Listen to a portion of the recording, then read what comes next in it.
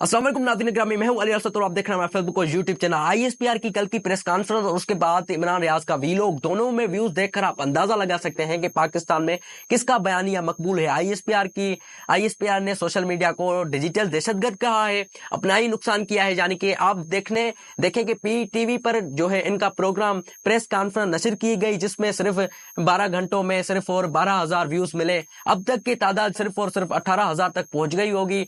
और दूसरे चैनल, मुख्तलिफ चैनल पर इसको चलाया गया, प्रेस कॉन्फ्रेंस को दिखाया गया और किसी चैनल पर 8,000, किसी चैनल पर 10,000, किसी चैनल पर 9,000 व्यूज मिले। और दूसरी तरफ इमरान रियाज का वीलॉग 3 घंटों में 35 लाख व्यूज मिले। अब तक के इसको 10-12 लाख लोगों ने और भी देख लिया होगा। इससे जाहिर होता है कि इमरान रियाज खान चंद मिनटों में बयानिया को तबाह कर देते हैं, जबकि इदारे कई दिन लगाकर एक बयानिया बनाते हैं। इमरान रियाज खान ने बहुत तफसील से आईएसपीआर के बयान को काउंटर किया।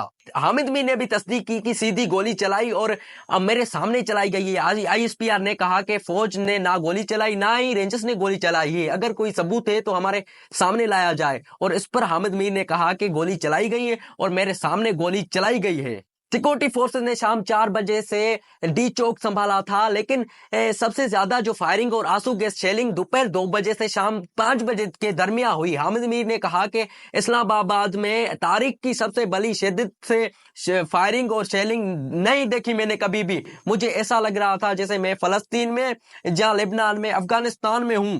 इससे अंदाजा लगाया जा सकता है कि सहाफी भी इदारों के साथ नहीं खड़े और उनका बयानिया काम नहीं कर रहा। इमरान खान भी किसी की डील कबूल करने से इनकार कर चुके हैं। तो मुझे दीजिए इजाजत, मिलते हैं एक नई वीडियो में। अपना ख्याल रखें और जिन लोगों ने हमारे चैनल को सब्सक्राइब नहीं किया वो हमारे चैनल को सब्सक्राइब करें। अल्लाह हाफिज़।